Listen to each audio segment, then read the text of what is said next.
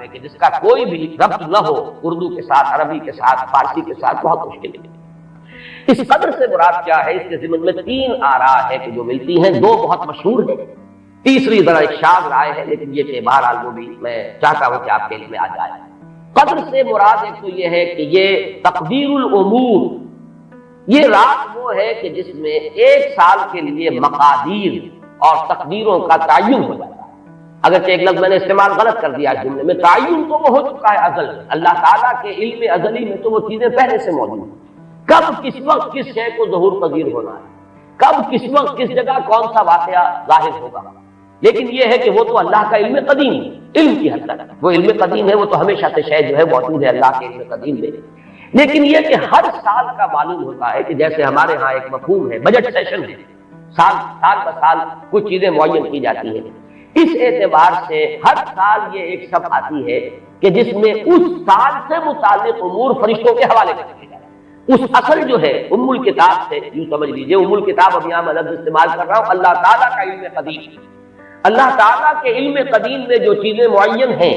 جو آنے والے سال کے لیے جو حالات، حوادث، واقعات جو بھی ظہور پذیر ہونے ہیں، ان کے بارے میں اللہ کے جن فیصلوں کی تنفیذ ہونی ہے وہ حوالے کر دی جاتی ہیں فرشتوں کے کہ وہ ان کو تنفیذ کریں۔ یہ گویا کہ تقدیر کی رات ہے، لیلۃ القدر، یعنی وہ رات جس میں تقدیر الامور، تمام معاملات جو ہیں ان کا معاملہ طے کر دیا جاتا ہے۔ اور اس کی تائید ہوتی ہے وہ سورہ دخان کی آیت سے، فیہا یفرق کل امر حکیم، اور اس آیت میں جو لفظ آیا وہ بہت پیارا آیا، یفرق، اس رات میں ہر بات جو پختہ ہے وہ جدا کر دی جاتی، فرق کے معنی جدا کر دینا، فرق الگ کر دینا، فرق کے معنی ہے کسی شے کے ٹکڑے کر دینا، وہ فرق ہوگا۔ فرقوا دینہم، انہوں نے اپنے دین کے ٹکڑے کر دیے، کسی شے کو، کسی جز کو کل سے جدا کرنا، یہ فرق ہوگا۔ تو معلوم ہوا فیہا یفرق کل امر حکیم، میں آج سوچ رہا تھا تو انگریزی کا ایک لفظ بہترین ذہن میں آیا، ایشو ہو جانا، ایک شے ایشو کر دی جائے، اب یہ آرڈر ایشو ہو گئے، طے ہے علم قدیم میں، اللہ تعالیٰ کا وہ علم قدیم جو ازلی ہے اس میں تو وہ چیزیں ہیں، لیکن اس سال کے لیے وہ آرڈر ایشو کر دیے گئے، فیہا یفرق کل امر حکیم امرا من عندنا، ہمارے پاس سے ان معاملات کا معاملہ جو ہے فیصلہ ہوتا ہے، کوئی اور طاقت نہیں ہے فیصلہ کرنے والی، وہ فیصلے ہمارے ہی ہیں، ہمارے ہی پاس سے وہ فیصلے جو ہیں صادر ہوتے ہیں۔ لیکن یہ کہ اس شب میں لیلہ مبارکہ اسے کہا گیا، انا انزلناہ فی لیلۃ مبارکۃ انا کنا منذرین فیہا یفرق کل امر حکیم امرا من عندنا انا کنا مرسلین، وہ ہمارے پاس سے وہ فیصلے جو ہیں وہ صادر ہو کر اور حوالے کر دیے جاتے ہیں، گویا کہ آپ جیسے کہتے ہیں آرڈر ایشو ہو گئے، آپ کے تبادلے کے یا آپ کی ترقی کا جو حکم ہے ایشو ہو گیا۔ تو یہ گویا کہ یہ 1 سال کا معاملہ، اور اس کے ساتھ ہی نوٹ کر لیجئے قرآن حکیم میں معلوم ہوتا ہے کہ اللہ تعالیٰ کے ہاں سے یہ فیصلے جو ہیں قضاء و قدر کے اور جو بھی اللہ کے احکام ہیں ان کی تنفیذ، تدبیر امر، اس کے لیے بھی کئی لیولز معین ہیں۔ چنانچہ سورہ سجدہ میں جو فرمایا گیا ہے وہ تو یہ ہے کہ 1000 سال کا معاملہ طے ہو جاتا ہے، یدبر الامر من السماء الى الارض ثم يعرج الیہ فی یوم کان مقدارہ الف سنۃ مما تعدون، تمہاری تعداد اور تمہاری گنتی اور تمہارے حساب اور تمہارے تقدیر سے جو 1000 سال بنتے ہیں، اللہ تعالیٰ کی تدبیر امر اس کے حساب سے ہوتی ہے، اور پھر اس کی تکمیل کے بعد پھر ملائکہ جو ہے اس کی جو رپورٹ ہے وہ لے کر اللہ تعالیٰ کے حضور میں حاضر ہوتے ہیں۔ یہ کہا جا سکتا ہے کہ جیسے ہم یہ سمجھتے ہیں کہ 7 آسمان ہیں، ان 7 آسمانوں کے ساتھ اللہ تعالیٰ کا یہ جو تدبیر امر کا معاملہ ہے کہ جو سمائے دنیا ہے اس پر وہ سالانہ ایشو ہو رہے ہو احکام قضاء و قدر کے، اور وہی ہے کہ جو پھر اس سال کے دوران ان کی تنفیذ ہو جاتی ہے، اور اگر اس سے آگے 100 برس کی کوئی پلاننگ ہے تو وہ دوسرے کہیں آسمان پر، اور اس سے اوپر اگر کوئی 1000 برس کی پلاننگ ہے تو وہ اس سے کہیں اوپر کے آسمان پر،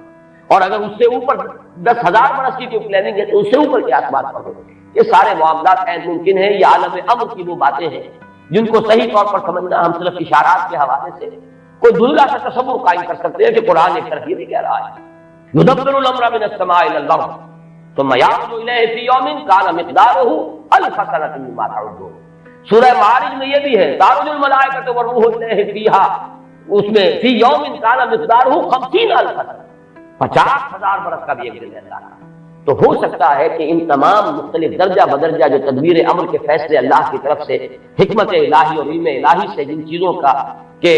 ایشو ہو رہا ہو، جس کے احکام صادر ہو رہے ہو، وہ بھی درجہ بدرجہ ہو، اور یہ جو ہے سمائے دنیا پر یہ ایک سالانہ جو ہے نظم اس کا قائم ہو، اور اس کے حوالے سے فرشتوں کو، جو اس دنیا کے فرشتے ہیں جو یہاں پر تنفیذ امر کی جو خدمت ہے اس پر معمور ہیں، ان کے حوالے کر دیے جانا۔ تو ایک رائے تو میں نے عرض کی کہ قدر سے مراد تقدیر، کہ یہ رات جو ہے تقدیر الامور کی رات ہے، تمام جو امور ہیں ان کے مقادیر، ان کی تعجیل، ان کے بارے میں اللہ تعالیٰ کے احکام جو ہے ان کا ایشو ہو جانا۔ ایک رائے یہ ہے کہ یہ قدر سے مراد ہے قدر و منزلت، اونچا رتبہ، علو شان، منزلہ اور شرف۔ اب اس کی تائید ہوتی ہے، معلوم ایسا ہوتا ہے کہ یہ دونوں باتیں تو بیک وقت جو ہے مراد ہے، اسی لیے میں نے کہا یہ دونوں اقوال بہت مشہور بھی ہیں، اور میرے نزدیک یہ دونوں ہی اس میں، یہ ذو معنیین لفظ کے طور پر یہاں استعمال ہوا، یہ دونوں ہی مراد ہیں۔ یہ رات خود اپنی جگہ پر بھی بجائے خود، جسے ہم کہتے ہیں بجائے خود بھی بہت قدر و منزلت کی رات ہے، اور اس شب میں 1 سال کے معاملات جو ہیں وہ فرشتوں کے حوالے کر دیے جاتے ہیں۔ اس اعتبار سے اس کو کہا گیا لیلہ مبارکہ،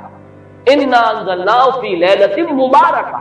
یہ خود مبارک ہے، اس کے اندر برکتیں ہیں، اس کے اندر عظمت ہے، اس کی اپنی شان بلند ہے، علو مرتبت کی حامل ہے یہ رات۔ یہ دو مفہوم جو ہے جب میں نے جیسا کہہ کیا، یہ تو بہت کثرت کے ساتھ ہے اور یہی زیادہ مشہور بھی ہے، بلکہ ان کے ضمن میں دوسری بات کے ضمن میں ایک نقطہ ترازی کے درجے کی بات ہے، لیکن بات ان کے حسین ہے، وہ میں آپ کو سنا رہا ہوں۔ ابو بکر وراق ہے جنہوں نے اس میں نقطہ پیدا کیا ہے کہ یہ لیلہ قدر اس لیے ہے لأنہ نزل فیہا کتاب ذو قدر علی لسان ملک ذی قدر